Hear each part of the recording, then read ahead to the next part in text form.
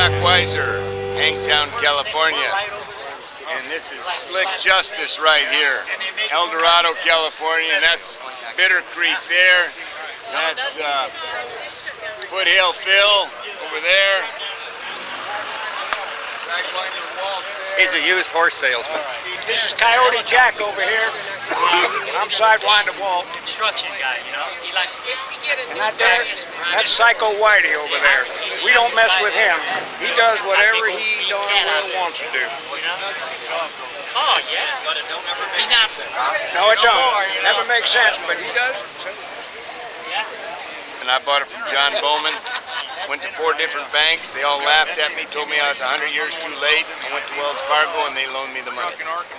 So it was kind of a real success story there. We used that for a long time. In about 2006, the town was worried about my other coach, so they ran a raffle and collected a ton of money. Ron Schofield built it, and so it's relatively new. This Stagecoach is called a mud wagon because it has no doors, but it's still a stagecoach. And we pull it with 2 standardbred trotters off the harness track. Both of them are 24 years old. And got a lot of good help here. If it wasn't for all these people helping, this thing couldn't happen.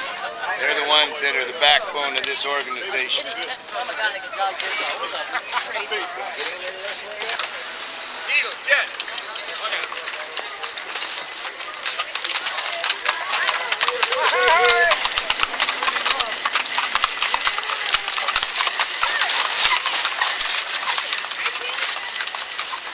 El Dorado Rose is the county's way to honor the mature woman. And El Dorado County is the only county in the state of California that does this, which is such an honor.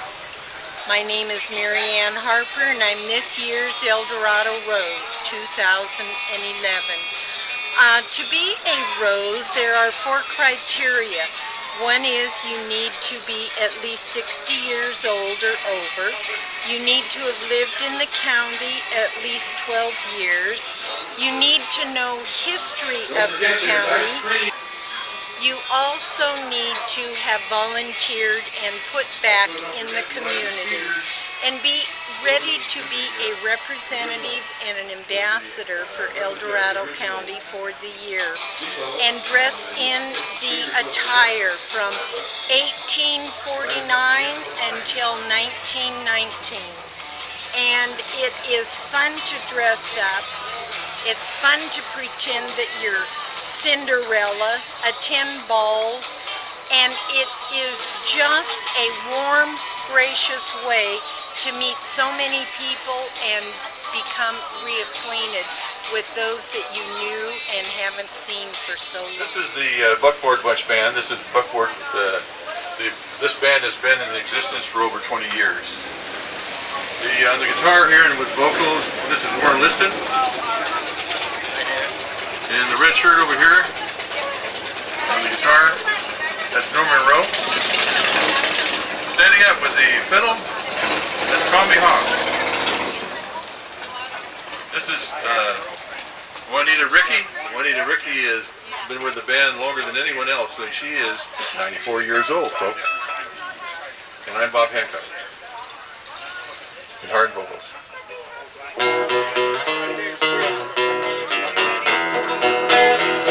I hear the train a-comin', rolling round the bend.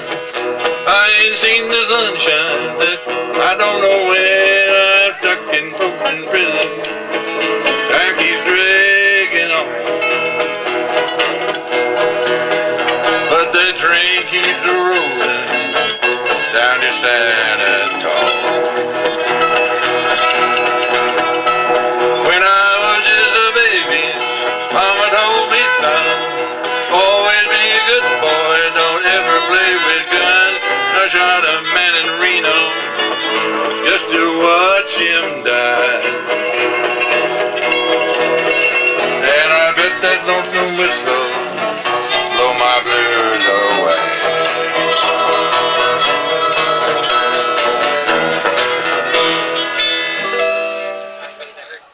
You hear on the radio that can Okay. Motor car behind me is the Skagit Motor Car number 30. It was built by the Skagit Motor Car Company of Skagit County, Washington for the Weyerhaeuser Lumber Company.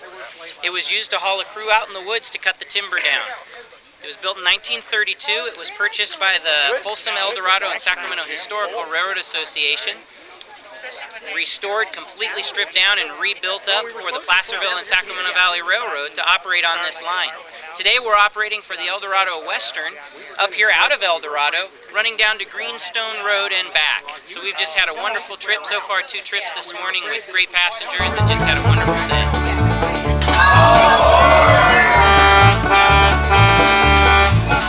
This is the culmination of 2 groups, joint effort between the Placerville Sacramento Valley Railroad, which is based out of Folsom, and the El Dorado Western Railroad, which is part of the El Dorado County Museum.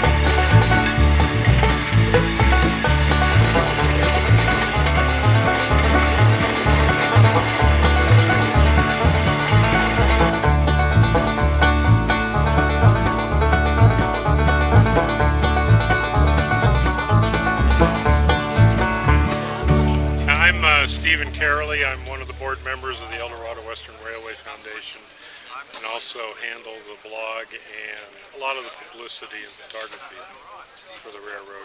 What did the railroad mean to El Dorado County? And as Bob said a minute ago, it meant everything. It was the lifeline to the county.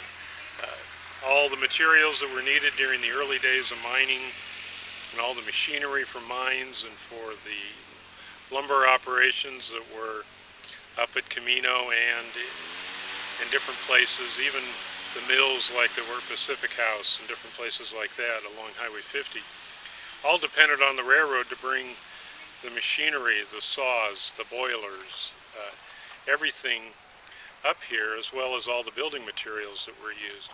But the other thing that the railroad did, and probably the most notable thing, was that it took all of the natural materials and all the fruit from all the orchards in the area that was grown, and it took all those products out of the area to market.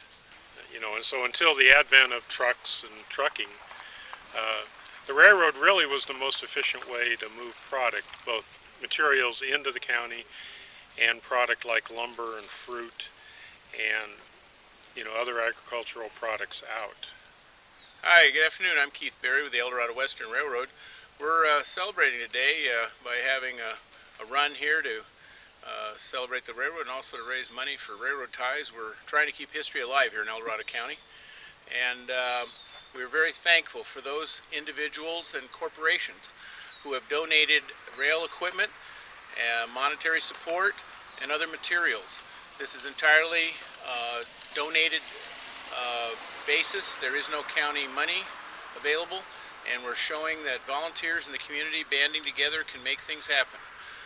Mr. Ed Hagan built a wonderful station. Certainty Corporation provided a locomotive. The Stewart family of Pleasant Valley provided a caboose, and the State Railroad Museum has provided a flat car. So additional equipment will be forthcoming, but for right now, these folks and these corporations and organizations are very much appreciated so that we can work to make people smile here on the railroad in El Dorado County.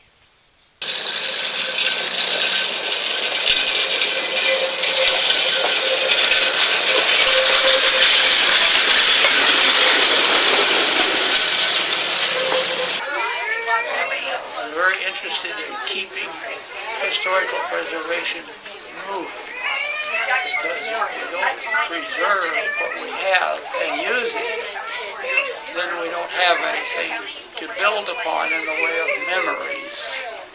And that's one of the reasons I wrote the books that I wrote, because people forget things. But with the books that I have written, they can read the memories that I have forgotten. And so it's been a lot of fun participating in historical preservation, not only of physical things and buildings, but also in writing memories. Come on out, look here.